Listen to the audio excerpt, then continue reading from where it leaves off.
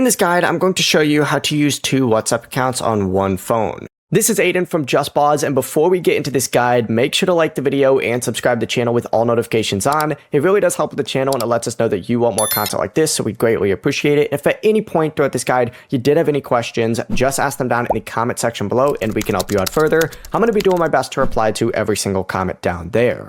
Now, WhatsApp now supports having 2 different accounts on the same phone, but each account does need its own phone number. So essentially, first things first, open up WhatsApp.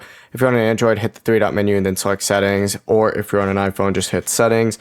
And once you're on here, you need to scroll down until you see account. Go ahead and select it. And up at the top, you're going to see add account. Select it, go through, hit add WhatsApp account, and then you can enter in a new phone number. And each account's going to keep its own chats, its own notifications, its own privacy settings, and its own profile information separate. If you don't see the option, make sure you do update WhatsApp to the latest version and check again. And you'll also need access to the second phone number so that WhatsApp can send you a verification code required to register that account. Before you do leave, make sure to like the video and subscribe to the channel with all notifications on. It really does help with the channel and it lets us know that you want more content like this. We'd greatly appreciate it. And if at any point throughout this guide you did have any questions, just ask them down in the comment section below and we can help you out further. I'm going to be doing my best to reply to every single comment down there. Peace.